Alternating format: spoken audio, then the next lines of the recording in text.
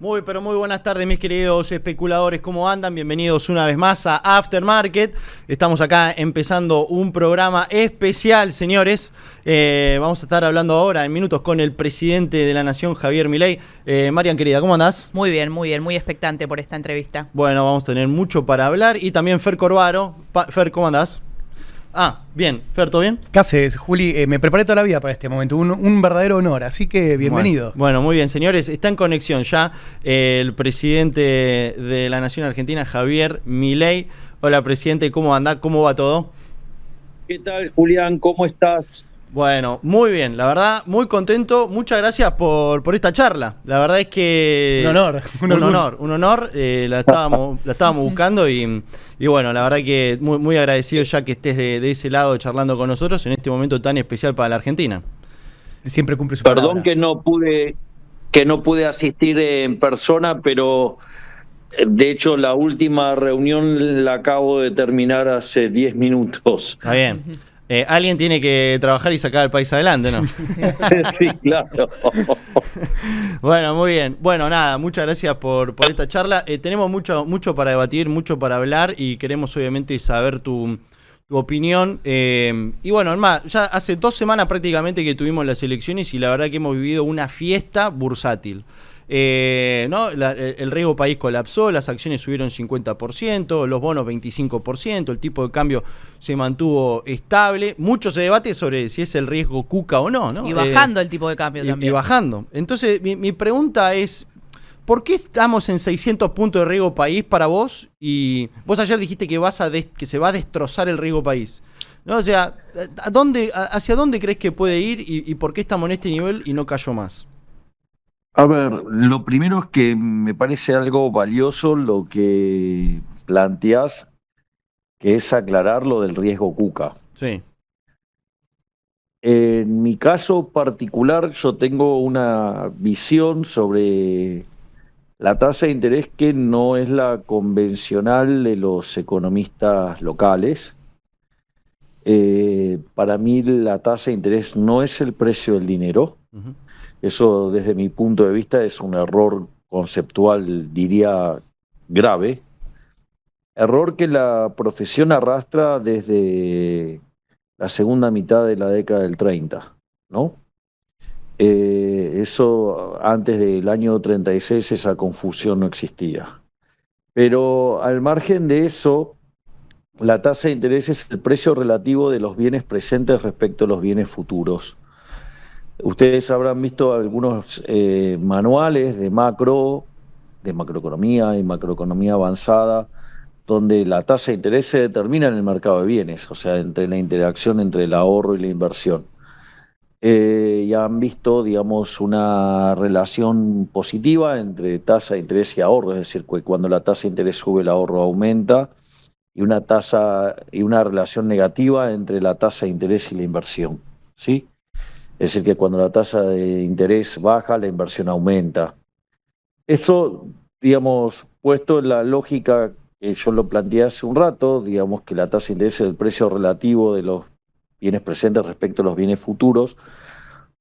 Para hacerlo fácil, consideremos una economía cerrada. Digamos, en una economía cerrada no hay efecto renta, es decir, el efecto renta se compensa, lo que gana uno lo pierde otro, ¿sí? Y es más, cuando ustedes lo saben, ustedes están en el mercado financiero, cuando ustedes compraron un papel y subió, digamos, eso es algo que no ganó el otro, ¿está claro? Sí. Y viceversa. Exactamente. Entonces, en ese contexto donde el efecto renta se anula, solamente queda el efecto sustitución. Y ustedes saben que si un precio sube, la demanda baja por el efecto sustitución. Eso quiere decir... Me tomo algunas licencias técnicas porque sé que ustedes están en condiciones de Adelante. Sí. De asimilarlas. O sea, cualquier cosa, si no me preguntan. Sí. O si creen que no estoy siendo claro, no tengo ningún problema. Pero tengo la comodidad de que sé que estoy hablando con gente que de estas cosas se entiende. Entonces, la verdad es que cuando la tasa de interés sube, significa que los bienes presentes se vuelven más caros que los bienes futuros, y lo lógico es que ustedes sustituyan el consumo presente por el consumo futuro, es decir, que el ahorro aumente. De ahí que encuentran esa relación positiva entre tasa de interés y ahorro. Al mismo tiempo, si ustedes tienen que, como empresarios, producir y, digamos, ¿dónde venderían? En el lugar donde venden más caro, por decirlo de alguna manera. Por lo tanto, si la tasa de interés baja, significa que los bienes futuros valen más que los bienes presentes, porque está, digamos, subiendo relativamente, y eso ustedes lo que tendrían que hacer es trasladar la producción del presente al futuro. Bueno, eso se hace vía inversión. Sí. Es decir, que la tasa de interés es un mecanismo de coordinación intertemporal. Ahora, dicho esto, porque digo, ¿para qué estoy diciendo todo esto, no? O sea, digamos, este no es un curso de teoría macroeconómica pura. Pero esto muestra el riesgo KUKA.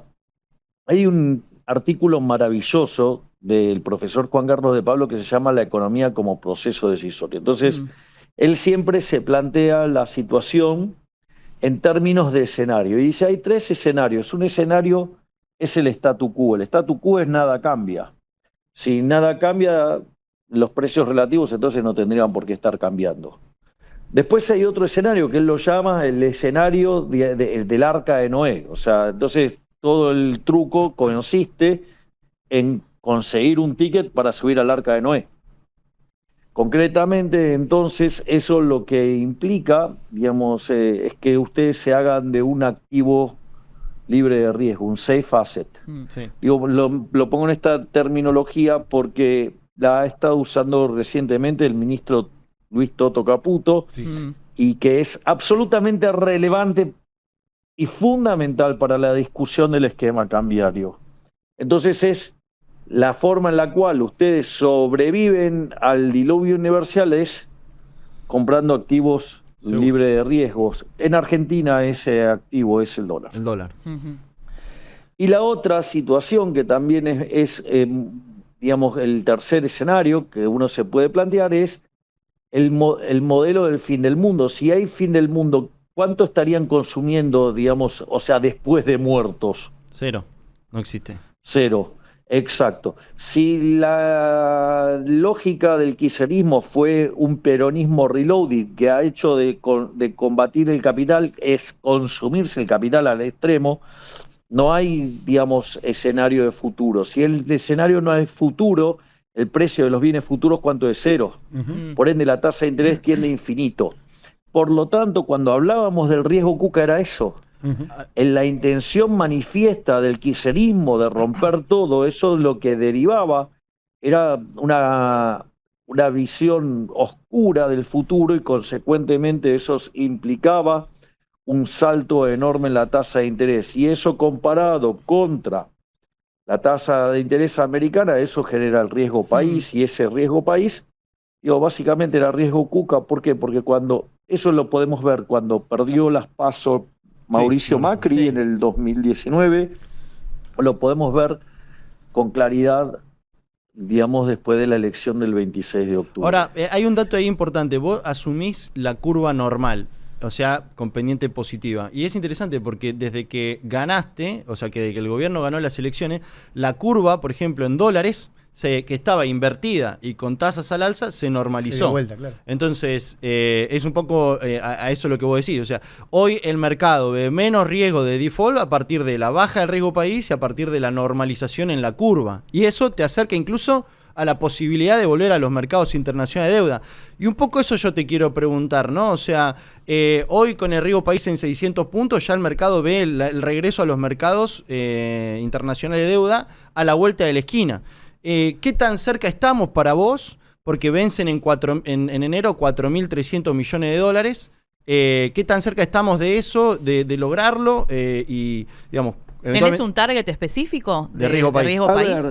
A ver, el punto es el siguiente. Acá lo importante es que nosotros vamos a cumplir con nuestras obligaciones y lo vamos a hacer a rajatabla como hemos hecho antes. Esto nosotros lo venimos, o sea, nosotros cuando dicen este gobierno no acumula reservas, nosotros compramos 30.000 millones de dólares de reservas.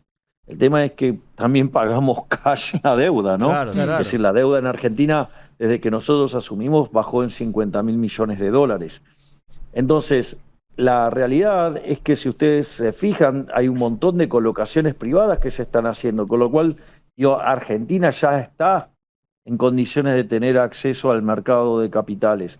No solo eso, sino que además yo creo que en la medida que en el Congreso se aprueben básicamente el presupuesto, que se instala como política de Estado, digamos, el déficit cero, eso hace que la relación deuda-producto sea no creciente. Consecuentemente, eso implica que de cara al futuro, Argentina es solvente intertemporalmente, por ende, digamos, tarde o temprano la tasa de interés, o sea, va a colapsar por caída del riesgo país, con lo cual eso inexorablemente va a ocurrir. Lo que pasa es que no hay que, digamos, o sea, los tiempos del mercado son los tiempos del mercado.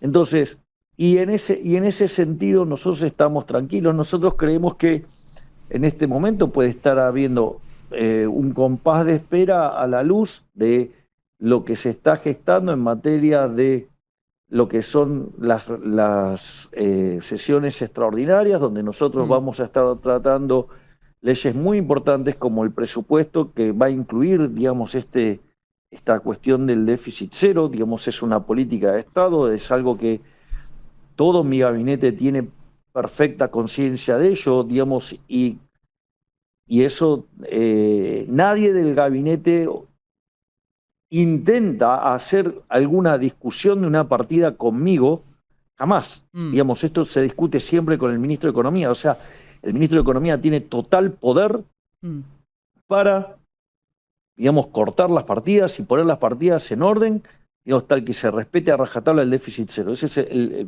un punto, digamos, incluso no menor. De otro ministerio, digamos. ¿Cómo? Incluso una partida de otro ministerio, digamos. Digamos, cualquier ministro, las partidas las tiene que estudiar y analizar con el ministro de Economía. O sea, porque los ministros saben que si vienen a mí por una cuestión presupuestaria, la respuesta es no. Presidente. O sea, con lo cual, digamos, no tienen chances. Entonces, eso después entra en, digamos, si las cuentas dan o no. Presidente, usted recién habló de las reformas estructurales que se vienen, obviamente están en agenda también la reforma laboral y tributaria. Algunas cosas han trascendido, el propio ministro de Economía dijo que va por una reducción en ganancias y también ha trascendido la posibilidad de eliminar el monotributo. ¿Hay algo en agenda de eso? Porque hay mucha gente preocupada. A ver, trascendidos, estamos hablando de mentiras y operaciones de delincuentes que usan la patente de periodista. ¿Ok?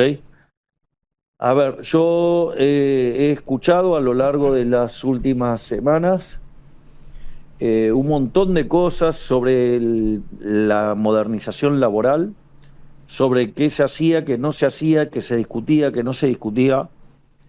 La verdad es que el proyecto está generado desde el Ministerio de Economía, el Ministerio de Regulación y la Secretaría de Trabajo del Ministerio de Capital Humano. Recién en la reunión de gabinete del día miércoles se aunaron los proyectos y hoy está en Secretaría de Legal y Técnica para la confección final. ¿Qué quiere decir esto? Que durante todos estos días los medios estuvieron mintiendo abiertamente.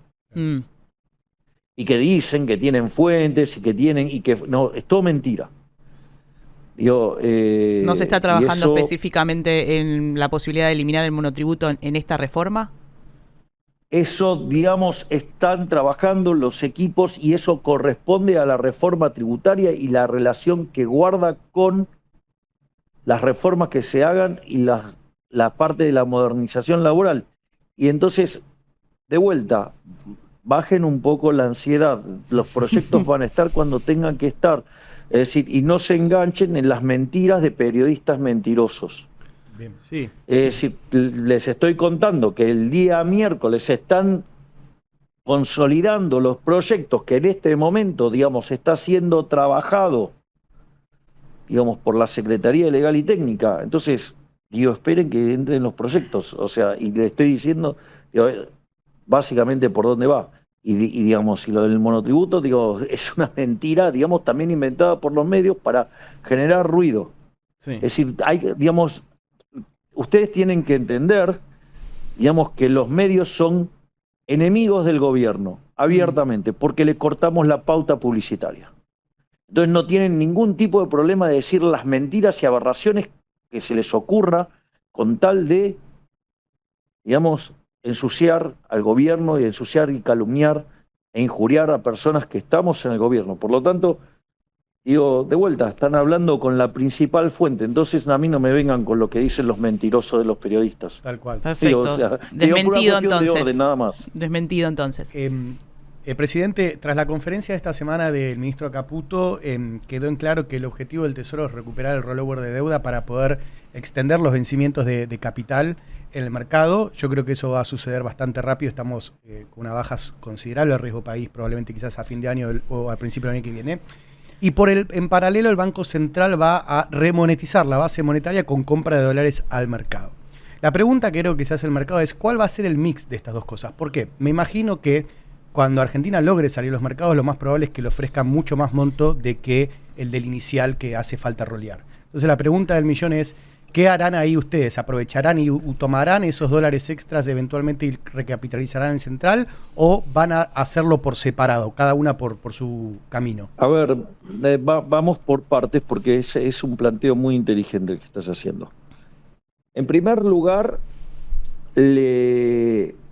a ver, nosotros, de vuelta, que es la parte que no terminé de contestar la pregunta anterior, este conjunto de reformas que estamos mandando extraordinarias, nosotros entendemos que al terminar de cerrarse este paquete, una de las, digamos, que incluye el déficit cero, que incluye lo que nosotros llamamos la ley del colchón, ¿sí? Que es esto de que es la presunción de inocencia fiscal, ¿no? Porque hasta ahora los argentinos respecto al fisco éramos culpables hasta que demostráramos lo contrario y en realidad eso vulnera nuestras garantías constitucionales, que es que todos somos inocentes hasta que se prueba de lo contrario. Pero además nosotros estamos enviando, digamos, la modernización laboral y estamos enviando, digamos, la reforma tributaria y lo que estamos también enviando son el código, las reformas del Código Penal para actualizar las penas. Entonces, nosotros creemos que eso va a implicar un impacto muy importante sobre el riesgo país y eso va a permitir que además nos podamos financiar a tasas sustancialmente más bajas. De hecho, hoy compañías están colocando deuda al 8,5 para ponerlo en promedio. A 10, 12 años. A 12 años A 12 es un años. récord histórico. Estamos en récord de Por volumen eso. y de plazos. Por eso, entonces nosotros creemos que no vamos a tener ningún tipo de problemas para rolear la deuda. Recuerden que nosotros no tomamos deuda nueva porque nosotros tenemos equilibrio financiero, por lo tanto, digamos, solamente se rolea deuda. Y una de las cosas que uno no solo que va a bajar tasa, estirar plazos, ¿sí? Sino que además, tal como señaló, digamos, Fernando, ¿sí?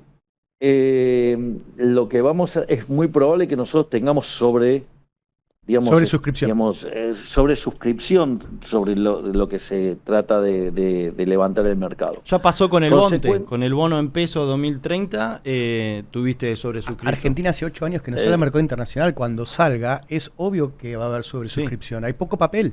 Claro. Tenemos buenos fundamentales. Bueno, de hecho, para ponerlo en términos estrictamente técnicos, Argentina tiene la relación deuda de mercado contra el producto es 25% y la que es en dólar de ese son 13 puntos del PBI, o sea, nada, es una cargada, por decirlo de alguna manera. Realmente poco, sí. Déficit cero.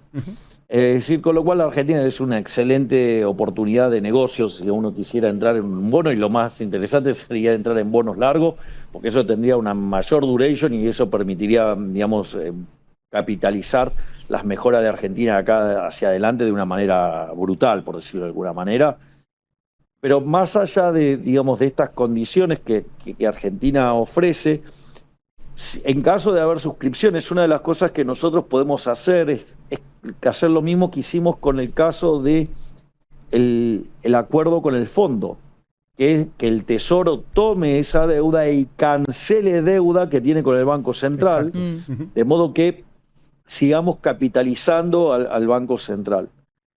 Esa es una parte y nosotros eso, digamos, lo tenemos como target, ¿no? De mejorar, de seguir mejorando la calidad del activo del Banco Central porque mejora su solvencia y consecuentemente baja el nivel de precios a largo plazo, por lo tanto la tasa de inflación corta baja. Sí, además eso exige mucho menos el tipo de cambio de mercado, ¿no?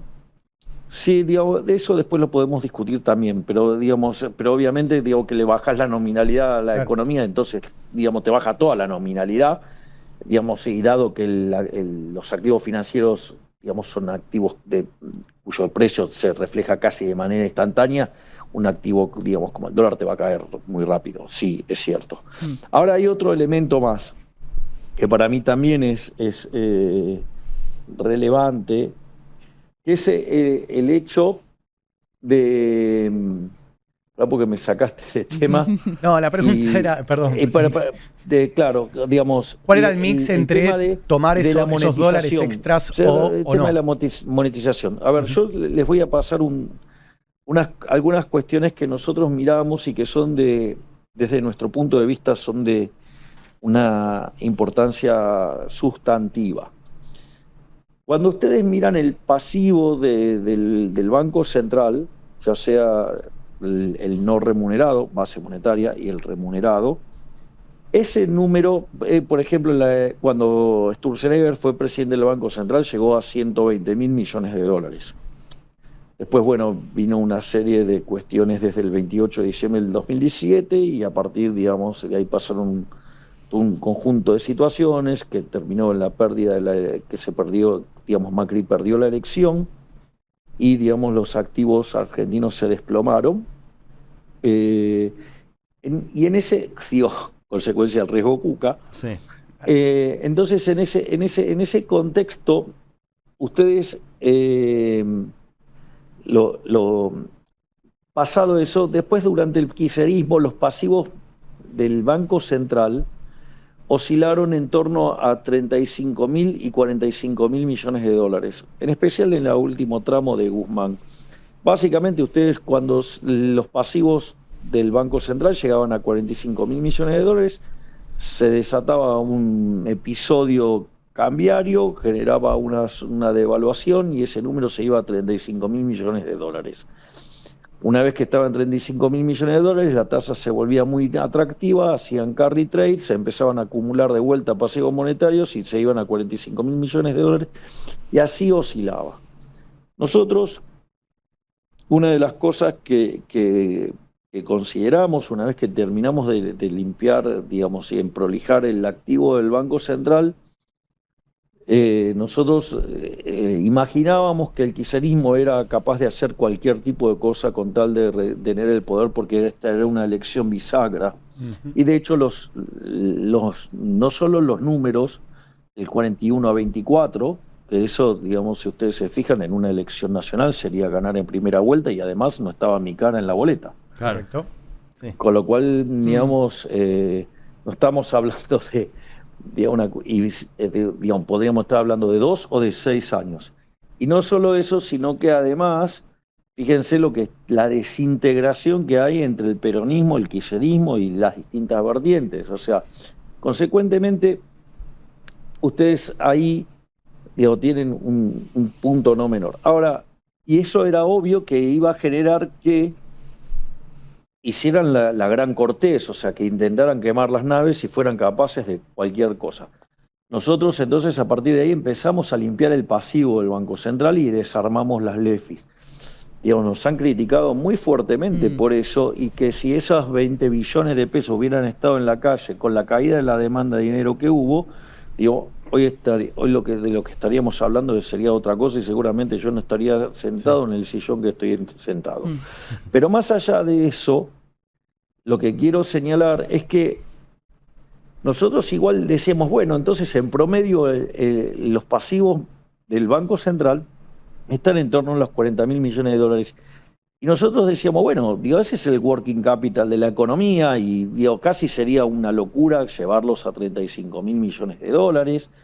Y la verdad es que, digamos, ustedes que están en tema de finanzas saben que el working capital tiene que ver con el ciclo de caja de las empresas, el ciclo de caja tiene que ver cómo compra y vende cada empresa, con lo cual en general, digamos, es una cosa bastante más estructural. Uno no estaría cambiando el ciclo de caja, digamos, así porque sí, si en especial, además la inflación estaba, digamos, está claro que está en una tendencia decreciente.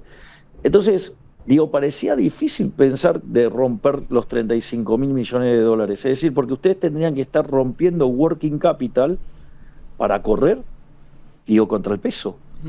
Bueno, acá lo más interesante es que cuando hoy ustedes miran el número de los pasivos del Banco Central, son 25.000 millones de dólares. Sí, y además ustedes tienen que considerar que frente a la situación, digamos, donde la demanda de dinero se seguía desplomando aún más, nosotros subimos los encajes.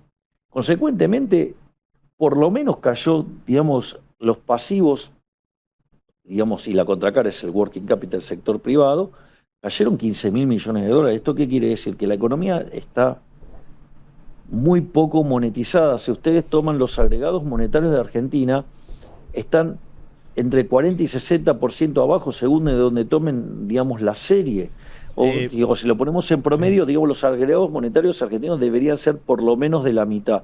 Entonces eso nos da a nosotros un margen de maniobra de poder comprar dólares en el mercado para, digamos, para monetizar la economía.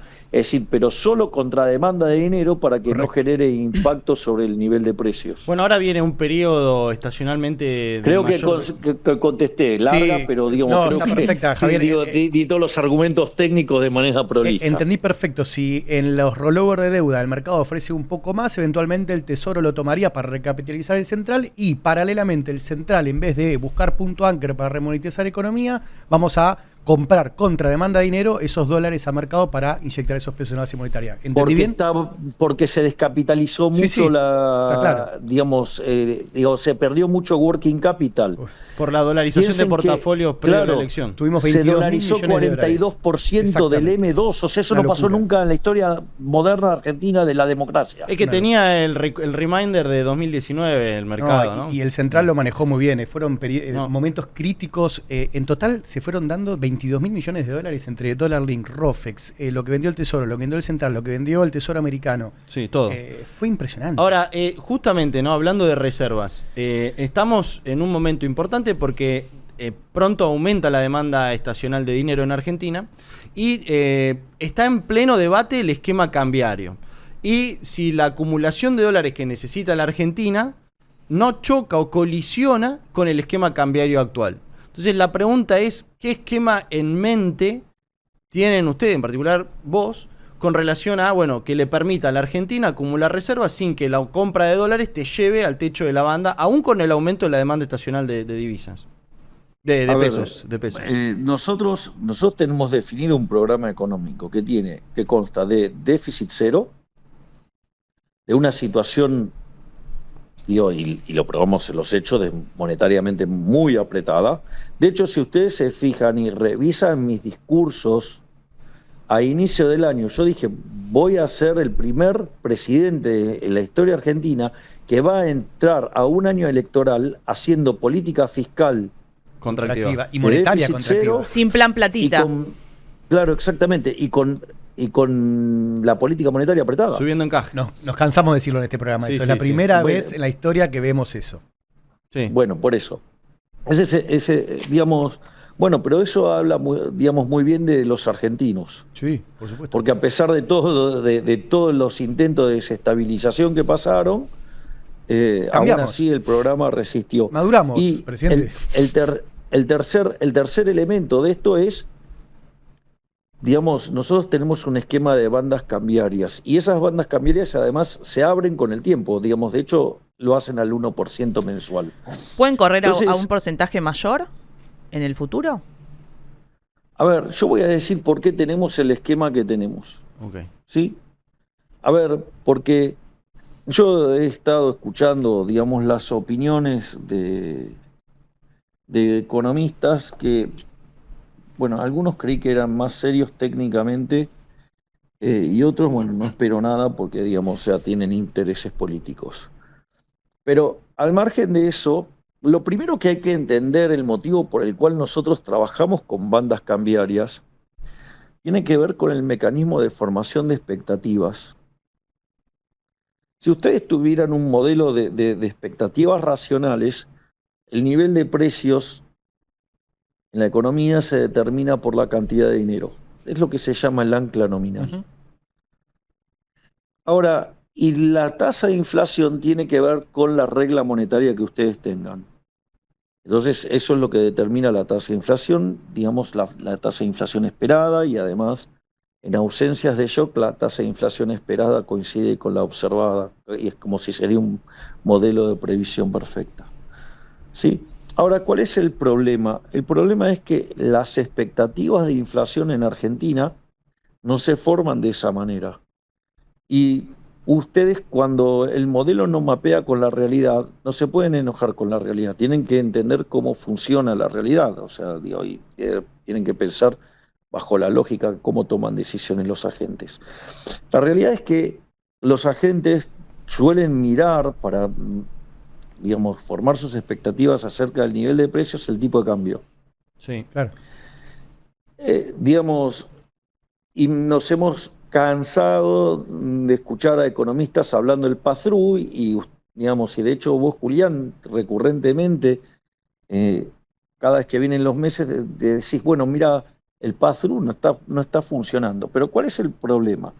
El problema es que durante 90 años, ¿sí? O casi 90 años, el Banco Central estafó a los argentinos, ¿sí? Y los argentinos, básicamente, lo que vieron es que cada vez que subía el dólar, la inflación, digamos, los precios también subían. O sea, había inflación y tenían fuertes pérdidas de ingresos en términos reales.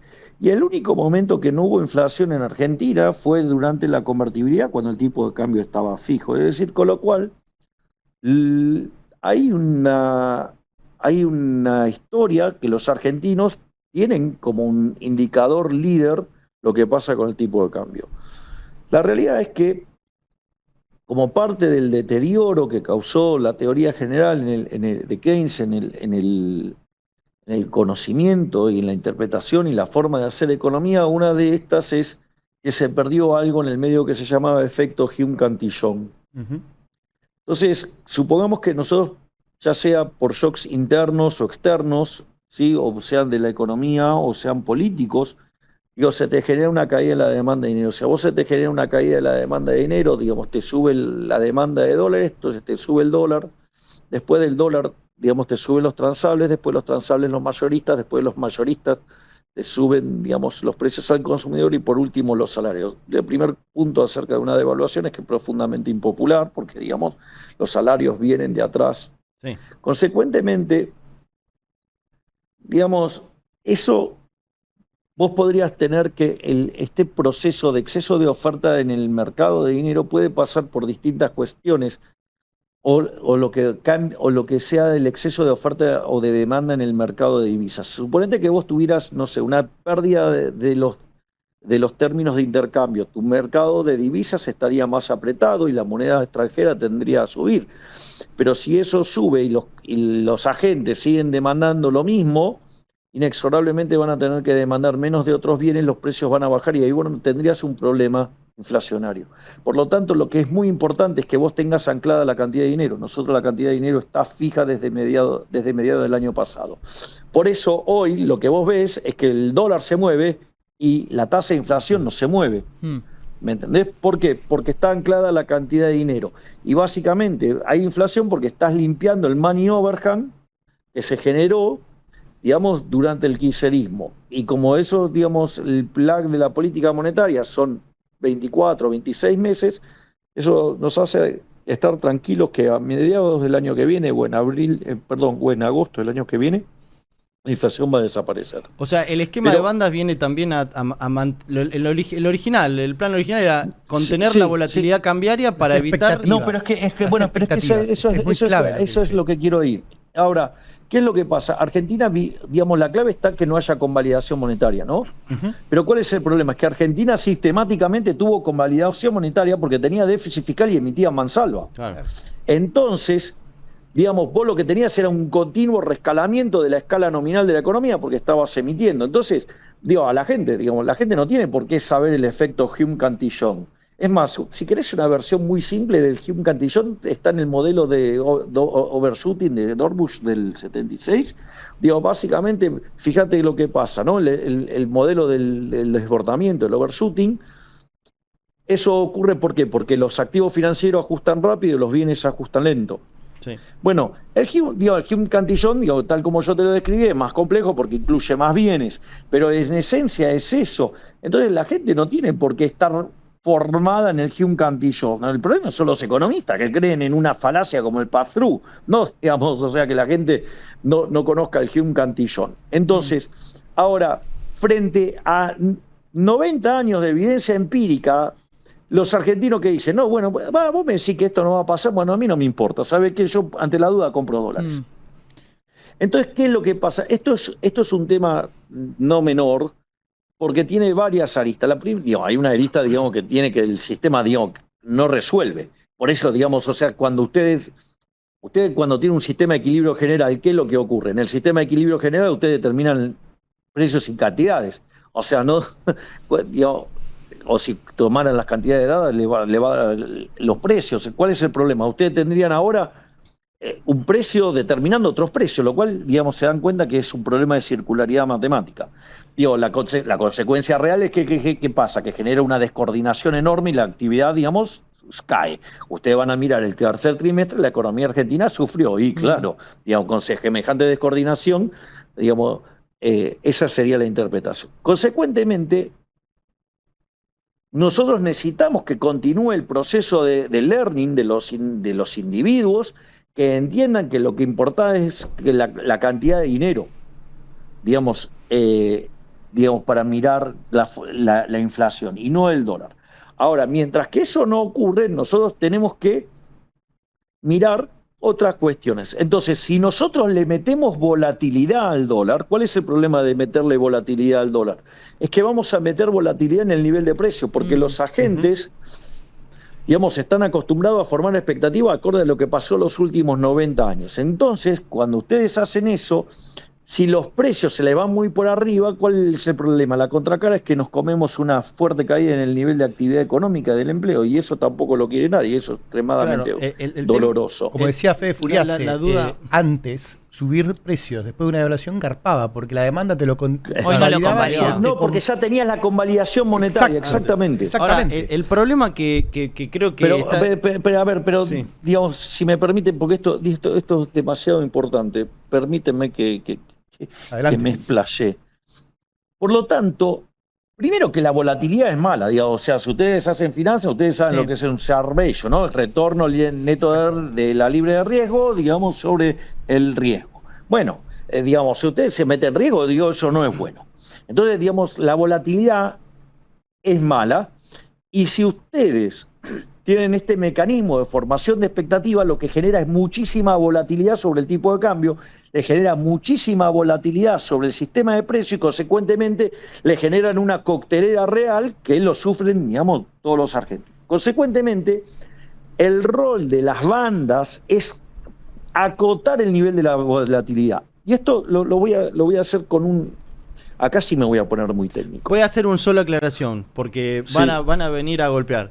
El dólar flota dentro de la banda, porque después viene el entonces no flota. Bien, no. Exacto, sí, flota, pero dentro de la banda. Ahora.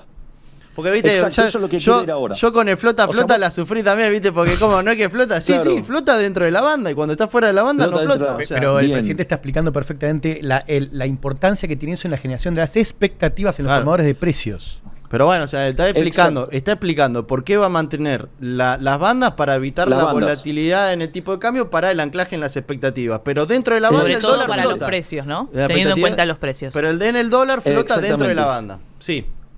Bien, entonces, la banda tiene como objetivo acotar la volatilidad, digamos, para que la gente no entre en pánico y no descoordine el lado real de la economía. Digamos, que ahí Marian lo dijo bien, digamos, o sea, la contracara es que si no se te disparan los precios. Sí. O sea, que es la descoordinación del lado real. Dicho esto, ahora yo voy a usar un argumento estrictamente técnico. Ustedes cuando estudian equilibrio general, en general suelen ver modelos de donde se prueba la existencia bajo el caso de economías acotadas. O sea, donde los conjuntos están acotados. Pero digo, la verdad que eso es un artilugio matemático que utilizamos porque necesitamos que los conjuntos estén acotados para poder aplicar los teoremas de punto fijo y para poder probar que existe el vector de precio de equilibrio. Pero la vida real tiene otras cosas y puede ser que no esté acotado. Entonces hay modelos de equilibrio general con conjuntos no acotados. Ahora, entonces, bueno, ¿cómo hacemos para probar la existencia del equilibrio? Bueno, en realidad se arma una cota, o sea, el conjunto se lo acota artificialmente. Y se prueba que el equilibrio existe. Y si esa cota no es efectiva, o sea, esa restricción que usted le puso al conjunto no es efectiva, entonces quiere decir que sí el sistema existe, digamos. O sea, si ustedes estuvieran en el borde, bueno, habría algo para discutir. Pero no, digamos, cuando está, digamos, si se probó, digamos, y la cota no es efectiva. Bueno, digo, ¿qué es lo que están diciendo recién Julián? Digo, adentro de la banda flota. Es decir, es precio, justamente. Ahora, perdón si fue técnico, hay un pero tema digo, más, ese es el fundamento de las bandas. Un tema más, que de repente claro. dicen, bueno, ok, si flota, es como que el Banco Central no puede hacer nada. ¿Viste? Bueno, no flota, pero y te sube la tasa. Bueno, pero o te interviene en otros mercados, o genera incentivos o desincentivos. Digo, ¿qué quieren? Que liberen todo. Liberen todo y que se vaya toda la mierda. Total, no pasa nada. No puede tener otros instrumentos. Claro, no. Si flota, flota todo, ¿no? La pregunta del millón Claro, no es bueno, ahí me encantó la frase de Marian. La frase de Marian es brillante. No, bueno, entonces no puede tener otros instrumentos. ¿Cómo no puede tener otros instrumentos? No, o sea, claramente. La digo, pregunta por eso, difícil que imagino, digamos, que no pueden contestar. Es lo que siempre pasa. Nosotros cuando agarramos y encontramos un mecanismo para poner en caja los desequilibrios, se enojan porque no lo tenían ellos en la caja de herramientas. Bueno, eso no es mi culpa. ¿Ok? Entonces yo vuelvo al mercado de capitales y puedo acumular todos los dólares que quiera y puedo hacer estallar el nivel de reserva y llevarlo hasta las nubes si quiero. O sea, que lo que hizo Macri. Tendré que pagar el costo del seguro, será lo que pago de tasa de interés y listo. Bueno, pero ese es el punto. Ahora, hay otra cosa más que es muy importante. Yo lo señalé hace un rato, citándolo a Toto Caputo, que es la idea del safe asset. Sí. Cuando ustedes tienen una situación crítica, por ejemplo en Estados Unidos, pasan algunas cosas. La primera es que, se sale de los activos riesgosos y se va y se compra el T-bill, ¿sí? Sí. O sea, el título corto. Eso hace que el precio del título crezca mucho y por lo tanto la tasa de interés baja a punto tal que se puede hacer cero, o en algunos casos, como pasó en la subprime, fue negativo, como en Alemania, como digamos en Japón y otros lugares. Suiza. Sí, exacto. Y eso hace que les aumente la demanda de dinero y les genere la deflación. Claro. Pero igual trabaja como un buffer, es decir, como un colchón, que la tasa de interés baja. Y en ese contexto, digamos, la actividad no sufre tanto, por decirlo de alguna manera. Entonces, cuando ustedes tienen mercados financieros muy desarrollados, completos y profundos, tomemos nota de profundos, entonces casi que, digamos, tienen una suerte de estabilizador automático. Ahora, ¿cuál es el problema en Argentina? Que el safe asset, ¿cuál es? Es el dólar. Entonces, ustedes, en lugar de ir a comprar títulos públicos, ¿qué hacen? Venden títulos públicos. Al vender los títulos públicos, cae el precio de los títulos públicos, la tasa de interés sube. Y además le cae la demanda de dinero, por lo tanto toda la demanda de pesos cae y van al dólar y eso le genera que suba el dólar. Si ustedes además tienen un mecanismo de formación de expectativas que no sigue la lógica de expectativas racionales, sino que tiene que ver con la experiencia que han acumulado los argentinos a lo largo de 90 años de un banco central impresentable, bueno, entonces ustedes se encuentran con una coctelera enorme que genera una volatilidad enorme y el daño que produce sobre el sector real es monstruoso. Y acá, ahora, digamos, entra. Con lo cual acabo de hacer el punto del safe asset. Pero tengo otro punto más que tiene que ver con la profundidad del mercado. Por eso yo lo resalté.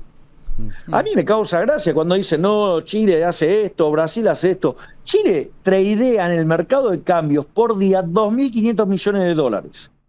Brasil tradea en el mercado de cambios por día 4.000 millones de dólares. ¿Saben cuánto tradea Argentina? Entre 200 y 400. 200 palos por día. Sí, nada. No solo eso, bueno, ustedes saben lo que es un mercado ilíquido. Sí. Es un mercado profundamente ilíquido y que además, si ustedes lo quieren poner técnico, la sustitución que se genera en los mercados de activos de Argentina, siendo tan pocos, le da soluciones de esquina, con lo cual, digamos, tienen un problema de discontinuidad. Se les puede hasta discontinuar la oferta. Digo, los oferentes se salen y no queda nadie. A veces pasa, pero hay liquidez, obvio. Bueno, y pues, por eso lo estoy diciendo. O sea, lo que pasa es que lo estoy poniendo en términos de formato de teoría económica. Entonces, ¿cuál es el problema? Por ejemplo, el día que Toto estaba dando la charla, creo que en Fiel, el día anterior, se habían tradeado nada más que 90 millones de dólares. O sea, si 200 ya era un espanto debajo, imagínense 90 millones de dólares. Y le voy a decir más. Durante las 2 primeras horas de mercado no se había tradeado un solo dólar. Y cuando se llegó al mediodía, poco después del mediodía, se habían tradeado 15. Sí. Esto hace que ustedes, cuando entran con una compra mínima, generan una inestabilidad en el mercado de cambios enorme.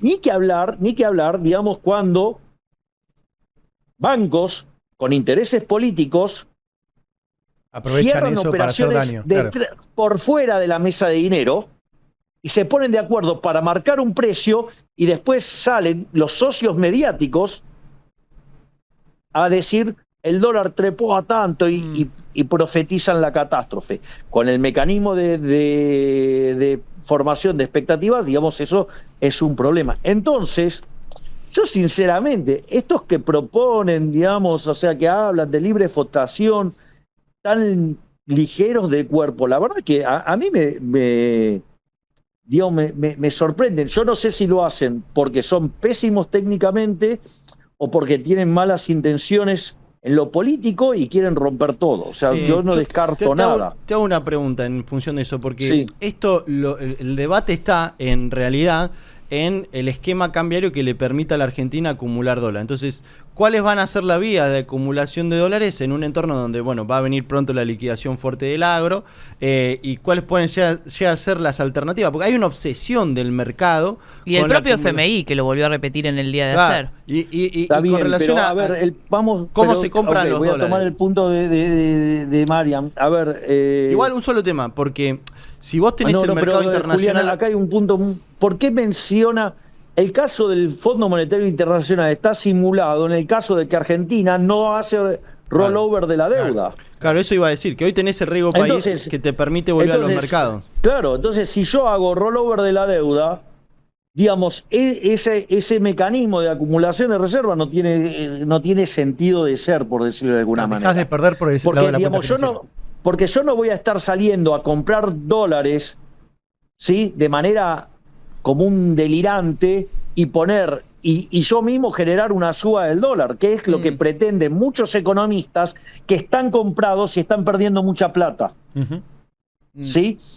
Digo, porque eso también, digamos, también se tiene que saber, digo, que hay gente que tiene intereses políticos, hay otros que tienen intereses de mercado y hay otros que tienen, digamos, o sea, clientes que los hicieron empomar. Digamos, hay uno que, sigue hablando y mandó a la quiebra a un cliente. ¿No? Digo, y fue muy conocido el caso.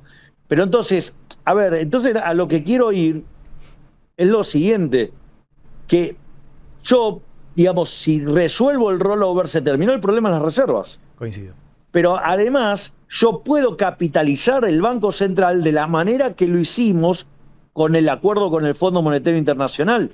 Y no solo eso, sino que además, dado lo bajo que son los agregados monetarios en Argentina, que por lo menos deberían estar al doble del nivel que están, consecuentemente tengo muchísimo para crecer en acumulación de reservas contra demanda de dinero. La pregunta ahí, presidente, es cuando uno se fija otros planes exitosos, muy similares al que está siguiendo Argentina ahora, por ejemplo el caso de Chile o Israel en el 85, que arrancaron con un tipo de cambio, un crawling peg, como teníamos hasta abril de este año, y después hicieron esquema de bandas. En los dos casos fueron ajustando esas bandas, o movieron los niveles o acomodaron la divergencia. La pregunta... Pero a ver, la pregunta es... Digo, vos estás viendo permanentemente, digamos, el tipo de cambio tocando la banda, ¿no? No, es en un periodo de tiempo, correcto. O sea, y además, lo que vos estás viendo es que en la medida que vos disuadas, se disipe el riesgo país, digo, el tipo de cambio se te cae como un piano. Coincido. Entonces, digo... que de hecho es lo que te pasó. Digo, lo que va a seguir pasando entonces, probablemente en los próximos meses. Bueno, pero aparte, digamos, a ver, porque cuando agarran y se ponen a mirar la serie, el tipo de cambio real, ese análisis, no tiene sentido eso. Yo lo escribí varias veces en varios artículos que explico por qué está mal hacer ese análisis, ¿sí? Digo, vayan y vean mis artículos, porque digo, hasta casi diría que me aburro de mí mismo, de escucharme, digo, repetir. Digo, ¿por qué el análisis del tipo de cambio real que hacen está mal? Porque aparte, digamos, o sea, es como que, digo, ¿quién les dijo cuál es el equilibrio?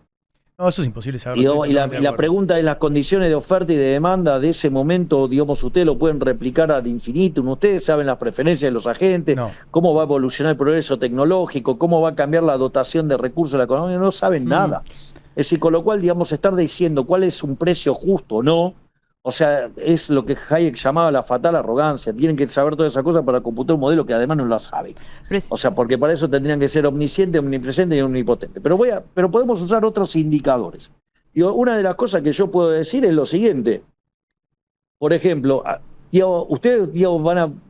¿En qué caso vieron en el mundo que ustedes tengan un tipo de cambio apreciado y tengan récord de cantidades exportadas en la serie histórica? No existe eso. Pero te van a correr con el dólar turismo, te van a correr con el dólar turismo ahí y te van a decir... Pero de vuelta, tengo récord de cantidades exportadas en todos los sectores. La pregunta ahí es... No mapea, pero no solo eso no mapea. Es decir, cuando yo miro, por ejemplo, el tipo de cambio que tenía Macri cuando abrió el cepo y nadie dijo nada. Bueno, es un tipo de cambio de 1.250. Cuando yo miro la convertibilidad, porque hay alguien que defiende tanto y todo, digo que cuando tenía la convertibilidad, el tipo de cambio de equivalente de hoy es menos de 800 pesos. Y además con la característica de que nosotros encima tenemos superávit fiscal. Claro, lo que pasa es que ahí la duda del mercado y no expropiamos a nadie. ¿Cuál va a ser la regla para que el central compre esos dólares que falta remonetizar de la base monetaria dentro de las bandas? Porque si el central, por ejemplo, empieza a comprar mañana a 1.400, entonces es como que está fijando un nuevo piso. No, en realidad lo fijás contra demanda de dinero. Y el punto es el siguiente. Vos ves expandir la economía. Digamos, tenemos nuestras estimaciones de demanda de dinero y ahí digamos, emitimos. O sea, compramos dólares, ¿sí? Okay. Ahora, ¿cuántos compras? Y estás todo el día relojeando la tasa de inflación. Bien. Sí. Si vos llegás a tener un problema con la tasa de inflación, está claro que te estás equivocando. Está claro. Presidente, lo quiero llevar al acuerdo con Estados Unidos porque ayer se anunció y hay expectativa respecto a los diferentes sectores que van a ser afectados. En el mismo comunicado que ustedes presentaron hablaron del ganado, de la carne vacuna. También hay expectativa respecto al acero y al aluminio. ¿Podemos hablar de los beneficios que va a tener Argentina a partir de este acuerdo? A ver, las características que tiene el acuerdo, ¿sí? Yo lo que pediría es que primero miren bien lo que dice el acuerdo, no lo que en algunos medios se dijeron sobre qué contiene el acuerdo. Por favor, pido eso. De hecho, hay un tuit de Sturzenegger también muy bueno, o sea, sí, lo leí. Para no estar hablando de sectores que, digamos, o sea, para no estar... vayamos sobre las cosas que se dicen y las que están ahí. Bien. A ver, ¿qué es lo que busca el acuerdo? El acuerdo tiene dos dimensiones. Una es profundizar la relación comercial.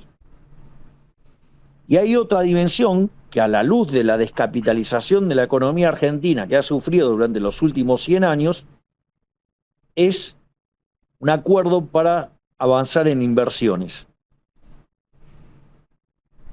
Entonces, no solo que genera un entorno de competitividad vía la parte comercial, sino que además abre las puertas a que recibamos inversión directa extranjera para crecer fuertemente. Me parece que, digamos, eso es lo que hay que tomar, digamos, de las cuestiones, y además es un primer paso para seguir avanzando hacia más apertura comercial. De hecho, la apertura comercial nos hace más eficientes, nos hace más productivos, consecuentemente nos hace más ricos porque implica mayores salarios. En esa línea yo le quería preguntar, presidente, ¿cómo proyecta el impacto del acuerdo sobre el empleo en las provincias? Me refiero a de qué manera estas inversiones pueden facilitar la transición desde el empleo público de baja productividad hacia el empleo privado competitivo y mejor remunerado, y cómo eso puede mejorar las cuentas fiscales de las provincias tras convertir el empleo público en empleo privado. Sí, ahí hay varias cuestiones. Nosotros estamos, por ejemplo, mandando... A ver, por ejemplo, en minería nosotros tenemos el potencial de generar 1 millón de puestos de trabajo. Lo leí ese paper, es exactamente así, sí. Entre las dos inversiones de las dos mineras más grandes del mundo, entre empleo directo e indirecto se proyecta 1 millón de empleos de trabajo.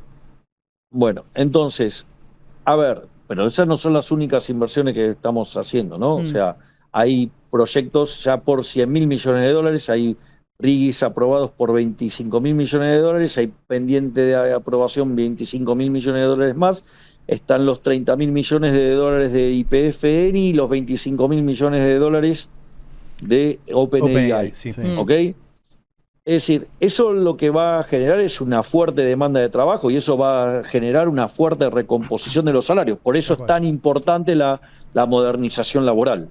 Digamos, para que la gente pueda empezar a ingresar al mercado de trabajo. Totalmente. Y eso... Sí. Esa es una parte. Y hay otra parte que está bueno en lo que comentaron recién sobre el tema de las provincias. Una de las cosas que nosotros sí hemos hablado de que vamos a impulsar en la reforma laboral, porque digamos en la modernización laboral son por lo menos 7 bloques que tiene. En ese hay un bloque que es el de la prelación. Esto es muy importante que lo tengamos en cuenta. La prelación lo que dice es que un contrato chico mata un contrato más grande. Esto significa que, por ejemplo, el contrato entre partes mata al municipal al provincial, el provincial al regional y el regional al nacional. Hay un trabajo en el curso de macro avanzada que tiene Sturzenegger en San Andrés, que hicieron un ejercicio sobre el caso de la Pampa húmeda, o sea, la región pampeana y la región del noroeste. Cuando ustedes miran la productividad, la zona pampeana es 20% más alta que en la zona del noroeste. Consecuentemente, si ustedes fijan los salarios acorde, ¿sí? Se fijan acorde lo que es la pampa húmeda o la zona pampeana, eso hace que ustedes generen desempleo en la zona del noroeste. Consecuentemente, al generar desempleo en la zona del noroeste, digamos, los gobiernos provinciales, ¿qué es lo que hacen? Contratan empleados públicos como una suerte de seguro de desempleo. Claro. Y además le baja la productividad a la zona. Cuando ustedes liberan esta relación, o sea, esto que se llama prelación, ¿qué pasaría? Ahí ustedes van a fijar los salarios de la zona de pampeana, acorde a la productividad en la zona pampeana, y los salarios del noroeste van a estar acorde a la productividad del noroeste. Eso va a generar un incremento en el empleo formal privado del 17%.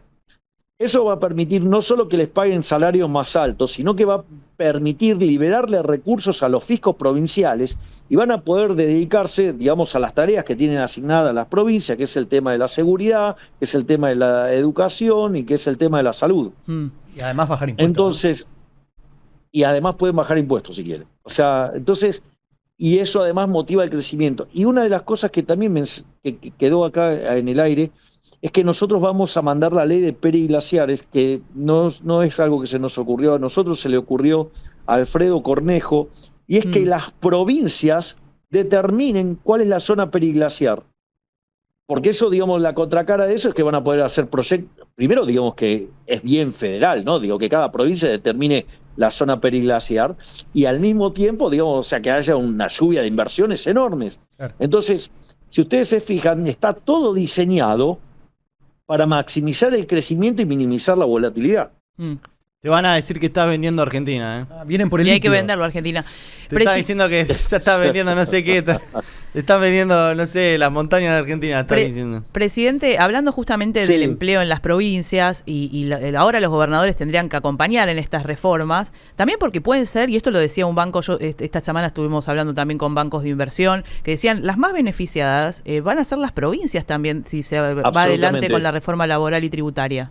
Es absolutamente así, ¿eh? De hecho, a ver, yo una de las cosas que expliqué cuando tuve la reunión con los gobernadores y que también lo expliqué, pero en más detalle y con una visión más abocada hacia los inversores, es la conferencia que di ayer en Corrientes, que yo presento a Argentina como un caso de negocio. Entonces, cuando ustedes miran, digamos, ustedes que saben de finanzas se lo puedo decir, digamos, vieron que hay dos grandes libros en valuación de empresa, ¿no? Digo, está el Damodaran Valuation y está el Valuation de Copland.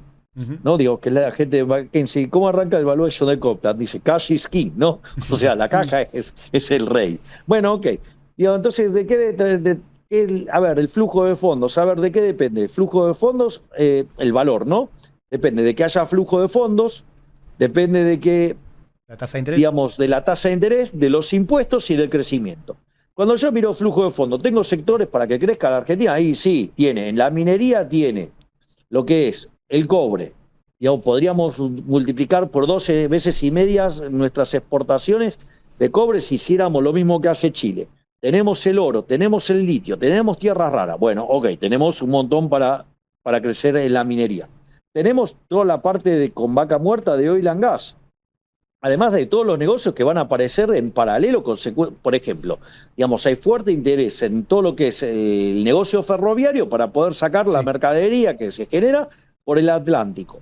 No solo eso, sino que además, como nosotros, digamos, tenemos digamos, lo que es el campo argentino, tenemos lo que es, digamos, todo lo que es, ya sea por la agricultura, por la ganadería, y además tenemos toda la cuestión nuclear, ¿sí? Que tiene que ver con el uranio, pero además, o sea, Argentina se reinsertó en el grupo de importantes en esta cuestión, y no solo por el desarrollo de los SMR, sino que además como elemento para proveer energía barata y en zonas frías para los data centers de inteligencia artificial, que además la inteligencia artificial va a ser como una suerte de la fábrica de alfileres de Adam Smith, pero versión siglo XXI, como un potenciador de acelerar el crecimiento económico. No solo eso, entonces, digamos, estamos destruyendo el riesgo país, consecuentemente la tasa de interés baja, estamos destruyendo la inflación, con lo cual la distorsión en el funcionamiento del sistema de precios va a reducirse y consecuentemente eso tiene un efecto, por ejemplo, de once for all, ¿sí? Digamos, en el de capital per cápita. No solo eso, nuestro plan fiscal incluye que de acá al 2031, en caso de que los argentinos decidieran que fuéramos reelectos en el 27, digamos, le estaríamos devolviendo a los argentinos en baja de impuestos 500.000 millones de dólares. Entonces ustedes me dirían, no, bueno, todos los políticos prometen que van a bajar los impuestos. Bueno, nosotros somos el único gobierno de la historia argentina que bajó los impuestos en 20 meses 2,5 puntos del PBI. Digo, eso no lo hizo nadie. O sea, nosotros lo hicimos, bajamos 20 impuestos, o sea, o quitamos otros impuestos. Tenemos pensado sacar 20 más porque son muy distorsivos y que generan poca recaudación. Y tenemos planeado seguir bajando impuestos. Pero no solo eso, sino que además en materia de crecimiento hay un trabajo que hizo Juan Pablo Nicolini con Timothy Quijote, que lo hicieron para la Reserva Federal de Minneapolis, y muestra que si Argentina tiene déficit cero, eso implica un crecimiento piso durante 35 años del 4% per cápita, tal que logre la convergencia. Ahora, cuando yo tuve la suerte de poder hablar con Nicolini me dice, bueno, no, pero mirá que esto no hace una diferencia sobre el tipo de ajuste, porque no es lo mismo hacerlo subiendo impuestos que bajando gastos. Ustedes hicieron bajando gastos y bajaron impuestos. Con lo cual, el 4% de acá para adelante, por una gran cantidad de años, es un piso. No solo eso, si ustedes se fijan, lo El que estamos ajuste, haciendo en materia desregulatoria. El ¿sí? ajuste expansivo Fíjense. que mencionabas. ¿Cómo? Que El ajuste expansivo, exactamente. Pero fíjense, nosotros además hicimos 10.000 reformas estructurales teniendo un 15% de la Cámara de Diputados y un 10% de la Cámara de Senadores. Imagínense que ahora, primero que, digamos, primero con los diputados propios ya superamos ampliamente el tercio, con lo cual las reformas que hagan no la van a poder voltear. Primer punto. Segundo punto, no solo eso, sino que además con los aliados más cercanos ya hemos pasado el número de 100. Además, los kirchneristas ya están abajo de 90. No solo eso, sino que además con los distintos sectores que nosotros tenemos acercamiento, con este trabajo fenomenal, digamos, que está haciendo Diego Santilli como ministro del Interior, digamos, vamos a poder conseguir quórum y poder sacar las leyes en diputado. Pero hay algo muy importante también en lo que es la Cámara de Senadores. Es la primera vez que el peronismo perdió la mayoría en la Cámara de Senadores. Es decir, ustedes necesitaban 36, en la mitad necesita 37 para tener el quórum y para poder sacar leyes. Bueno, hoy ese número se cayó a 28 y hoy ministra Bullrich, senadora electa, ya está haciendo todo el trabajo para ir a buscar para nosotros nuestro bloque ya tiene 21 senadores y está haciendo todo el trabajo para seguir sumando voluntades y llegar a 44. ¿Qué quiere decir esto? Que el Congreso va a estar en condiciones de afrontar todas estas reformas. Y esto, digo, fue avalado por las urnas porque 2/3 de los argentinos, 67% de los argentinos, dijeron que el camino es hacia la libertad. O sea, después podemos tener matices, lo que quieran, pero más a la derecha, más a la izquierda, más rápido, pero ahora, lo que fuera. Pero, digamos, hay un consenso hacia dónde hay. ¿Y saben qué? Y yo no voy a levantar el pie de acelerar. Es el momento para acelerar más fuerte. Y eso es lo que voy a hacer. Con eso te quiero preguntar, ¿no? Porque, digamos, hay ahí, muchos votaron que no querían volver al pasado, aún pasando 2/3 de los argentinos. Muchísimo, la mayoría. Pero aún pasándola mal porque, digamos, la economía rebotó con fuerza desde abril y desde el 2024 y desde febrero veo como que la economía le empezó a costar mucho más, obviamente por todo el contexto, la parte política. ¿A vos te parece, digamos, normal que hubo 40 sesiones del Congreso, digamos, dinamitando? Sí, total. Eso lo señalábamos acá y yo estoy totalmente de acuerdo. Ahora, la pregunta es, ya pasó las elecciones, ¿cómo lo ves la economía? Y la economía está rebotando fuertemente, digamos, hablen con los bancos, hablen con las empresas y van a ver que no solo hay una sensación de alivio, sino que además están todos haciendo cosas ahora. Récord de emisión de a hacer cosas. Creo que fuera del mercado, ¿no? Que hemos visto cómo el kirchnerismo pudo lograr ser la segunda caída de una bolsa en el mundo en el 2019. Fue el segundo evento Sigma. Nassim Taleb, que seguro vos lo debes conocer, anduvo preguntando en aquel entonces cómo puede ser que una bolsa caiga tanto en un día. Bueno, el kirchnerismo. Y cómo el 27 de octubre fue la tercera suba más grande de la historia, también de un mercado. Lo cierto es que ahora tenemos un dato de la economía real. Vamos a mitad de noviembre y ya tenemos récord absoluto, más de 4.000 millones de dólares en emisión de ONs privadas del sector energético. Sí. Eso es. Y en relación a eso también, ¿no? El efecto que puede tener la emisión récord, por un lado, y también van a salir las provincias a tomar deuda. Todo eso también es dólares que puede captar el Banco Central. Ciudad de Buenos Aires está a punto de salir, creo que la semana que viene, ¿no? Bueno, y entonces, o sea, entonces se va a quedar con algunos dólares. Contéstenle eso a todos los que dicen que hay un problema con el tipo de cambio. ¿Qué quieren que les diga? Sí. Tengo una pregunta con respecto a la reforma laboral, que es algo que me entusiasma bastante. Dos cosas más que me olvidé de los impulsores del crecimiento, porque uno está todo lo que estamos haciendo en materia comercial y lo otro es todo lo que estamos haciendo en materia de capital humano. Digamos, no es un chiste. Nosotros sacamos 12 millones de personas de la pobreza. Eso quería hablar. Sacamos 6 millones de personas de la indigencia. No solo eso, nosotros trabajamos activamente en lo que es el capital humano de primera y de segunda generación. O sea, básicamente, no solo que se duplicó en términos reales la UH, sino que además al quitar los intermediarios del medio se cuadruplicó. Ni que hablar lo que hicimos con el plan 1000 días, no solo, digamos, con eso, sino lo que proveemos en términos de instrumentos escolares. Entonces, nosotros nos estamos asegurando que los chicos se formen ¿sí? Para este mundo que se viene, le damos contención también desde el lado de la salud y eso después permite que los chicos puedan entrar en el colegio, estudiar y rendir. Por eso también fuimos a un plan de alfabetización, digamos, estamos, o sea, midiendo, porque es la única forma que uno puede diagnosticar y tener una corrección, para que después se puedan reinsertar en el mercado de trabajo. Por eso la modernización laboral es tan importante y además aquellos que se han caído del sistema los reentrenamos para que puedan volver. Entonces, si ustedes se fijan, nosotros tenemos 3 motores enormes generando crecimiento económico, o sea, generando las bases de crecimiento económico. Estamos sentando las bases de una Argentina grande. Estamos sentando las bases de una economía que podría crecer a tasas que oscilen entre el 7 y el 10%. Cuando ustedes miran los procesos de crecimiento, ustedes lo que van a ver que la cantidad de años necesarios para duplicar el PBI, conforme va ocurriendo el tiempo, van tardando menos los países. El último en lograrlo fue China, que creciendo a tasa del 10% duplicó su PBI per cápita en 7 años. Pero como lo hizo 2 veces, o sea, en el lapso de 14, 15 años, multiplicó por 4. Y Argentina tiene todas esas condiciones para hacerlo. Y nosotros lo que estamos haciendo es hacer de Argentina el país más libre del mundo, que además, con la inteligencia artificial, acelerar más el crecimiento. Con lo cual, sí, estamos sentando las bases de una Argentina grande.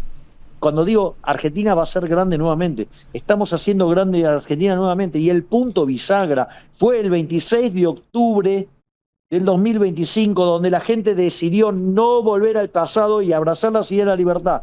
Y la única forma en la cual yo voy, o sea, si hay algo que me caracteriza es que todo lo que digo lo cumplo. O sea, yo digo lo que pienso y hago lo que digo, y además mis promesas las cumplo porque nuestro track record es, ya cumplimos todas las promesas de campaña. Hay delivery. Pero, sí, señor. No, claro, sí, exactamente, hay delivery. Pero lo más interesante es que ahora, digamos, con este aval que nos dieron las urnas, digamos, nosotros estamos totalmente involucrados en acelerar las reformas. Eso requiere claramente acuerdos políticos. Yo acá incluso bueno, dije, estamos laburando en eso también, ¿no? Claro, yo una de las cosas que dije acá es que yo creo que si la economía argentina llega a 2027 con un crecimiento, extinguís el kirchnerismo y este resultado que tuvimos hace 2 semanas es fácilmente replicable e incluso superable. Pero yo creo que una de las cosas que hablábamos acá es que al gobierno, desde mi punto de vista, le serviría en cuanto a lo político actuar como si hubiese perdido y no como si hubiese ganado. En el sentido de que en cuanto a... Yo creo que el mensaje de la elección de la provincia de Buenos Aires, que a mi juicio les vino bárbaro al gobierno, es... Yo lo dije, fue una bendición. Sí, fue una bendición. Tener que rearmar todas las piezas y terminamos haciendo la mejor elección de medio término desde el regreso a la democracia. Hay gente que no quiere volver al pasado, y que también quiere prosperar, ¿no? Y eso implica, bueno, digamos, no digo girar extremadamente al centro, pero sí girar al centro y actuar como si hubiesen perdido en cuanto a los acuerdos. Yo estoy convencido de que nosotros estamos haciendo acuerdos, pero nosotros, o sea, entendemos que la forma de crecer es abrazando las ideas de la libertad. El consenso como un medio y no como un fin, dijo el presidente, lo cual me parece una frase espectacular. Ese es exacto, es un medio, no un fin. Totalmente de acuerdo. Si no, volvemos al pasado, de la mesa, grande, los consensos y el tongo y la todo moderación. Lo que ya sabemos.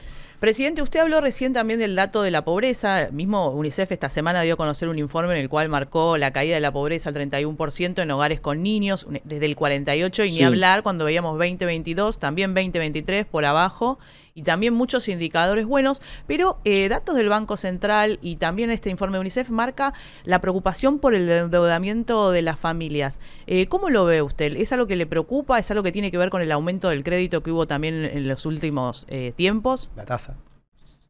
A ver, eso vamos a ponerlo seriamente. Argentina, nosotros cuando llegamos al gobierno había crédito al sector privado no financiero 4 puntos del PBI. Hoy es 9. En el resto del mundo, ese número, ¿sí? El crédito al sector privado no financiero en el país de Latinoamérica que menos tiene entre 60 y 80. Digamos, toda esa hipótesis fue impulsada desde un medio que tampoco me quiere mucho, de un medio muy corrupto que no me quiere mucho. digo, que estafó a los tenedores de bonos, digamos, modificando 2 leyes, ¿sí? Y que, digo, fue, digamos, que va a tener que explicar en algún momento, digamos, la alianza con los políticos para, digamos, voltear un gobierno. Entonces, digo, de vuelta, es lo mismo que me digas, no, está aumentando la morosidad. Y sí, si antes no había crédito, ahora vas a tener crédito y morosidad tenés también. Es decir, digo, hay cosas que, digo, o acaso tenemos un crédito al sector privado no financiero importante en términos del PBI. No. Porque, digo, entonces estamos discutiendo el helado caliente, la meretriz virgen, qué sé yo. No, y también El esqueleto beso. está accediendo gente que antes no podía acceder al Claro. crédito. Y bueno, Y bueno, Tuviste tasas entonces, altas un o sea, tiempo, eso también hay influyó, que, ¿no? digo, por eso, pongamos las cosas en orden magnitudes. Digo, sinceramente, creemos que el 9% en términos del PBI es mucho crédito al sector privado. No. Ahí Mariam habló del tema del Banco Central, ¿no? Vos en su momento decías que había que eliminarlo. Le has quitado muchos roles al Banco Central de manera implícita, ¿no? Porque a lo largo de esta gestión, digamos, ya el Banco Central no define directamente la cantidad de dinero, tampoco la tasa de interés. Digo, ¿qué rol del Banco Central le ves hacia adelante? Y Bueno, también tiene el tema, todo un- vuelve a estar digo, planteada ver, la situación. por el momento sigue llevando a cabo esta política monetaria Claro, sí, cambiaria, sí. ¿no? El tema es hacia Digo, no adelante, es ¿no? que- Y mi Está pregunta... bien, digo, pero es que esos procesos son procesos de muy largo plazo. O sea, todos los bancos centrales en el mundo están reexaminando sus funciones. Con lo cual, la verdad es que Argentina tiene tanto para recomponer que es muy osado pensar el modelo de banca fuera del modelo tradicional en el corto plazo. O sea, Bien. con lo cual es irrelevante la discusión. Es una discusión, digo, lo que sí está claro es que cada vez el Banco Central está más fuerte, está más sólido, está más capitalizado. Sí. Digamos, o sea, con lo cual nosotros, el Banco Central está siendo saneado a una velocidad impensada, ¿no? Sí, no, la verdad que yo creo que entonces, si no hubiese hecho ese saneamiento con la volatilidad y el riesgo cuca preelectoral, por supuesto que hubiese sido otra la historia de mi punto de vista. Una y tragedia. sí, ni que hablar, porque si nosotros saneamos el activo y después saneamos el pasivo. Bueno, Última pregunta con respecto vamos ya a la- cerrando, así no te... Sí, no sé te- que se tiene que ir el presidente, muchas gracias. Esta es para el mercado, Sí, imagino. no sé ni qué hora es ya. Son siete- Ah, siete y sí, Me 20. quedan 11 minutos. Ah, bueno, Ya bueno, cerramos. ya cerramos. El ministro Caputo comentó que dentro de la reforma tributaria y laboral se está hablando de deducciones, de impuestos a las ganancias de los trabajadores, pero que se Se destinen están trabajando a ahorro. en simultáneo con las reformas y la modernización laboral. Esperen a que estén los proyectos sobre la mesa. No, digamos, no se, digamos, de vuelta, no se coman la curva. No, yo Ok. iba a decir lo que dijo el ministro, que Está dio bien, a pero al entender margen de que el ministro lo dijo, ¿sí? Digo, ¿cuál es el apuro? Digamos, son Ansiedad. cosas estructurales, o sea, de vuelta, no se desesperen, digamos, cuando estén los proyectos, digamos, discutamos con los proyectos sobre la mesa. Bien. Marian tiene una última pregunta, después yo te hago la última y ahí ya terminamos. Presidente, también en la previa de las elecciones sobre todo se hablaba de que, y usted le habló también a la gente que la estaba pasando mal y usted decía que entendía eso. ¿Qué le puede decir a esa gente que quizás todavía la sigue pasando mal respecto a lo que se viene en términos de inversiones, en términos de la economía que se viene con estas reformas? ¿Cuál es su expectativa y qué puede esperar el argentino común? A ver, yo digamos siempre está bueno que hagas este punto, Marian, porque yo siempre dije, hicimos mucho, porque la realidad es que cuando se sinceró la economía, la pobreza saltó al 57%, el número estaba, lo que pasa es que no estaba sincerado, por decirlo de alguna manera, y estaba oculto en los controles de precios, y digamos, o sea, estaba en la escasez que había, ¿no? Pero más allá de eso, digamos, nosotros sacamos a 12 millones de personas de la pobreza, sacamos 6 millones de personas de la indigencia, pero igual 30% de pobres sigue siendo una aberración. Ahora, la única forma que descubrió el mundo de sacar gente de la pobreza es con crecimiento económico. Es decir, la contracara del crecimiento económico es que vos la suba del producto per cápita, sí, que en el fondo es que te aumente tu productividad y por ende tus salarios reales y que vos mejores tu poder de compra y por ende tu calidad de vida mejora, necesita de que aumente el stock de capital per cápita. Y el stock de capital no solamente es capital físico, es capital humano y capital institucional, ¿no?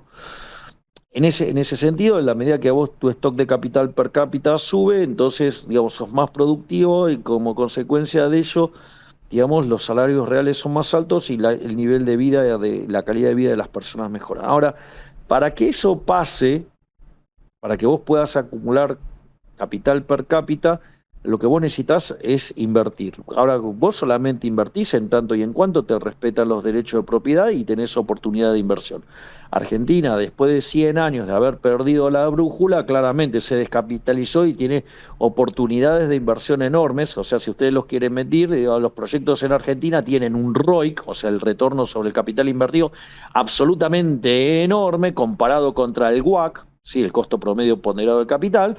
Eso hace que los proyectos tengan un EVA enorme y por lo tanto hay oportunidades de inversión enormes, ¿sí? Eleva el valor económico presente añadido, o sea, digo, la cuasi renta, si ustedes quieren decirlo en otros términos. Consecuentemente, ahora, eso está, lo que vos necesitas es respetar los derechos de propiedad, o sea, entonces, por eso si ustedes se fijan, nosotros hacemos mucho hincapié en la definición de liberalismo y cuando definimos liberalismo, digamos, hacemos mucho énfasis sobre el derecho a la vida, la libertad y a la propiedad.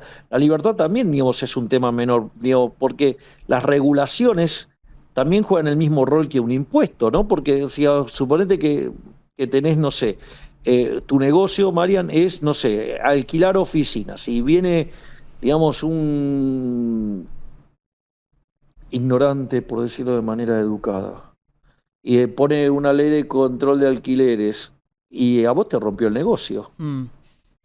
Entonces, digamos, ahí vos tenés el tema del respeto del derecho a propiedad, lo que tenés, digamos, y eso incluye no solo los impuestos, que son una expropiación, que son un robo, sino que además incluye también, digamos, las regulaciones. Si nosotros, fíjate, bajamos impuestos y además desregulamos.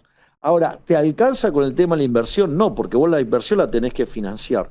La inversión se financia con ahorro, entonces si vos tenés un gobierno que lo que hace es estimular el consumo, bueno, digamos, la contracara de eso, que no tenés ahorro, entonces o te endeudás fuertemente afuera y después quedás muy expuesto a un shock externo, o, digamos, generás ahorro interno, que es la forma más sana de hacerlo. Y de esa manera, eso no quiere decir que vos no puedas tener déficit de cuenta corriente porque tenés un boom de inversión, digo, porque todos los países que crecieron mucho, además, generaron eso. Porque vos tenés que fijarte si la cuenta corriente, digamos, si generas déficit es por inversión privada, digo que ese es el caso sano, o por déficit fiscal, ¿no? Digo que ese es el caso que no termina bien. Ahora, dicho esto, vos también, digamos, el ahorro, digamos, fíjate que lo que nosotros hicimos fue devolverle 15 puntos del PBI al sector privado, ¿no? Porque nosotros hicimos un ajuste de 15 puntos en el sentido o le sacamos el impuesto inflacionario también. Entonces, a lo que voy es que cuando vos mirás eso, nosotros estamos encaminando la economía para que vuelva a crecer y que además lo haga fuertemente y que ahora entonces lo que yo te puedo decir es que el crecimiento económico es lo que va a hacer grande a la Argentina nuevamente y eso es lo que va a sacar gente de la pobreza y haga que esté mejor, no hay atajos sobre eso. Ahora, por ejemplo, entonces en 10 años nos podemos parecer a España, en 20 años nos podemos parecer a Alemania, en 30 a Estados Unidos y en 40 ser la primer potencia mundial. Ahora, si nuestra apuesta, además, por la inteligencia artificial, es lo que nosotros creemos que es la nueva fábrica de alfileres, pero en el siglo XXI, ¿qué es lo que ocurre? Vos podrías achicar los periodos a la mitad, entonces nos podemos parecer a España en 5 años, a Alemania en 10, a Estados Unidos en 15, 20, digamos, o ser una primera potencia mundial entre 20 y 25 años. Bueno, es decir, lo que hay que saber es que no hay magia. Sí. Tal cual. Para cerrar, y justamente con esto mismo, yo la última pregunta que tenía dentro de esta entrevista, y ya te súper agradezco por todo este tiempo que nos dedicaste, la verdad que estamos muy contentos. Sí. Todavía no llegó mi próxima reunión, les aviso. Seguimos hasta que nos... Está bien, Tenés 4 minutos, Julián. Mirá, la última vez que te entrevisté en vivo fue en 2022. Y en la radio. Estábamos. Tengo una agenda un poquito. No es un reclamo. Pero te voy a decir por qué te lo digo. Digamos, o sea. Te lo digo porque exigida. En esa entrevista, vos dijiste algo que a mí me quedó muy grabado. Y vos, en carrera presidencial, vos me dijiste: si yo soy presidente, Argentina va a ser investment grade. Seguramente, quizás te lo acordás o no. Pero me lo dijiste, lo tengo ahí grabado. Pero es uno de mis objetivos. ¿Vamos a ser investment grade? Trabajo denodadamente para que Argentina sea investment grade y de esa manera pulverizar definitivamente el riesgo país, bajar la tasa de interés y maximizar el proceso de acumulación de capital per cápita para que los argentinos sean los más ricos del planeta. O sea, para eso trabajo, porque eso es la contracara de que suban los salarios y que además caigan los pobres, que caigan los indigentes y que todos tengamos el país que creo que merecemos tener. Tal cual. Bueno, presidente, ¿qué le puedo decir? Muchísimas gracias. Gracias por esta charla. Entusiasta, pero espero haber sumado. Por supuesto, con un montón de definiciones. Por supuesto, un montón de. Y pido perdón si a veces me apasiono y hablo sobre la potencial pregunta que se podría hacer. Pero hay temas que, imagínense que yo tengo todo el tablero en la cabeza. Entonces, sí, no. a veces cuando me hacen las preguntas en el medio, necesito terminar de explicar para que quede todo el tablero. Porque si ustedes se fijan, voy completando todo el tablero. Sí.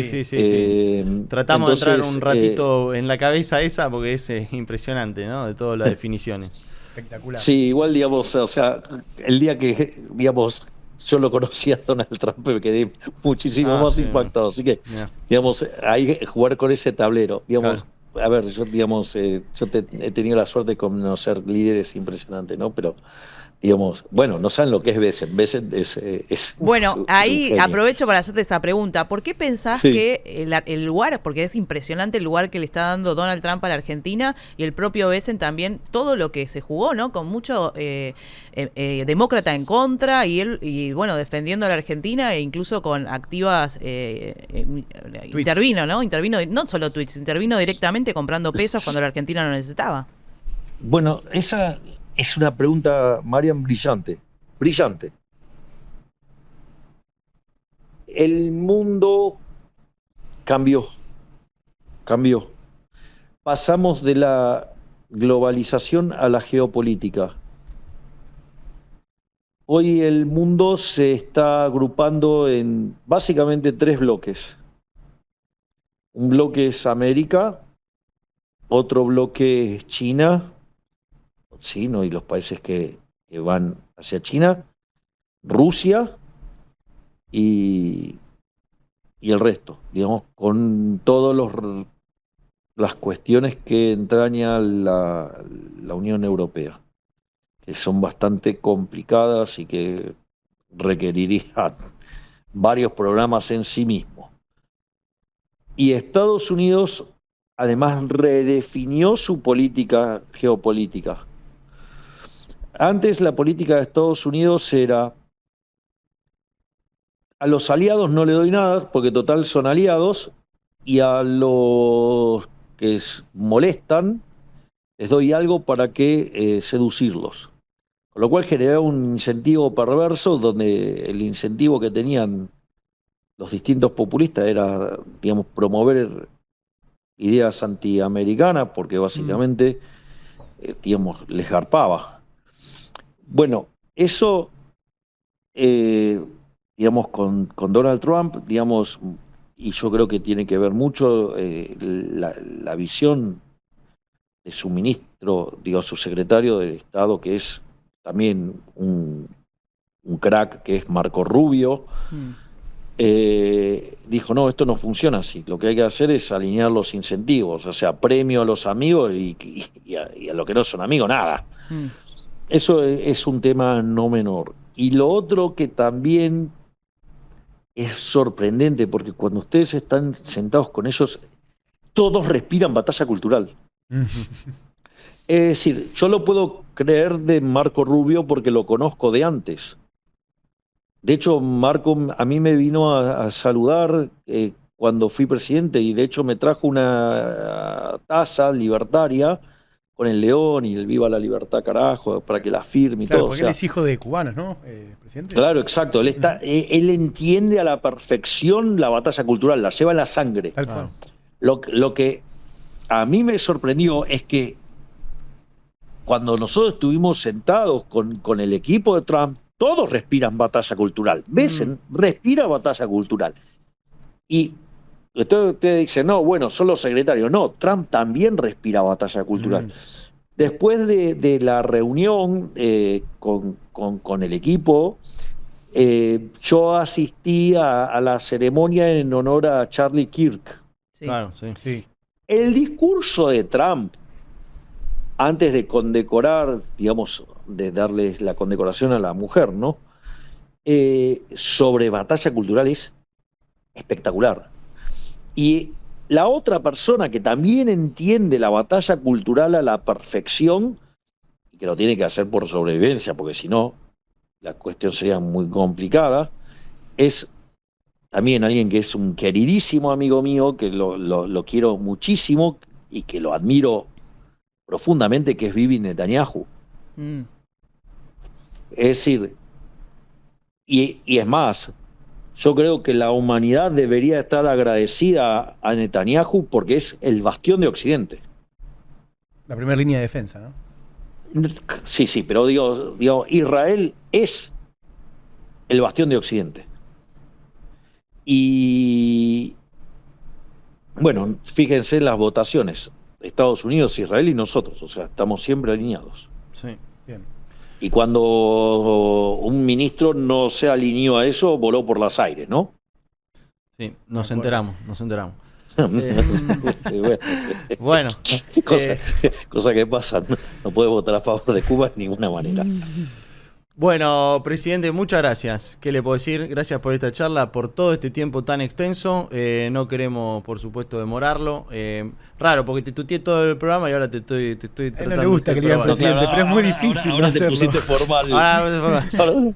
Pero bueno, Javier. Bueno, espero que la charla haya sumado y haber podido aportar claridad sobre temas que están tan en el debate. Sí, total. Ya hay varios portales levantando la nota, así que sin duda que sirvió mucho. Así que muchísimas gracias, presidente, por esta charla. Sigamos para adelante. No, por favor, muchísimas gracias a ustedes. Ha sido un verdadero placer este intercambio tan rico, tan fructífero con ustedes, porque siempre está bueno que, digamos, uno reciba preguntas constructivas y que uno pueda lograr transmitirle, digo, a ver, yo tengo un trabajo, tengo un contrato con los argentinos por 4 años, con opción a extenderlo 4 más.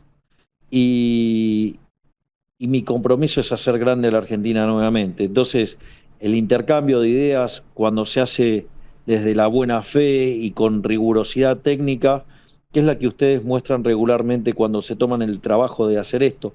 ¿Saben por qué se toman el trabajo de hacerlo? Porque el tipo que está en el mercado, si se equivoca, pierde. ¿Saben cuál es ¿saben cuál era el tema con el oráculo de Delfos? Daba consejos, pero no tomaba decisiones. O sea, por eso Toto Caputo es el mejor ministro de Economía de la historia argentina. Porque manejó las mesas de dinero más grandes del mundo. Sí. Y sabe lo que es tomar decisiones. Y además es una persona, de todo el equipo, ¿no?, de una humildad enorme. Porque cuando ustedes están en el mercado, ustedes saben que un día pueden ganar y un día pueden perder. Pero lo que tienen que hacer es ser constante y trabajar todos los días. Y esa es la característica de todo el equipo de gobierno, y digamos, y en el Ministerio de Economía más aún, que no solo que son personas brillantes, sino que además son gente muy trabajadora y gente con mucho oficio de mercado. Bueno, están vos, Javier, y todo el equipo económico, por supuesto, siempre las puertas abiertas acá en Aftermarket en Neura para charlar y debatir la actualidad y qué es lo que puede pasar con el mercado y el futuro macro en Argentina. Así que acá estamos preparados para eso, siempre desde el punto de vista siempre económico. defendimos al equipo económico, sobre Es todo más, este año le que voy fue a tan dejar difícil. No una hemos frase copiado, que usaba en mis presentaciones sobre singularidad. No sabemos cómo será el futuro, lo único que sabemos es que será mucho mejor y Argentina va a ser grande nuevamente. Bueno, muchas gracias. Muchas gracias, Bravo. Javier, un gran abrazo. Hasta luego. Gracias a Abrazo. ustedes, gracias. Chau, chau.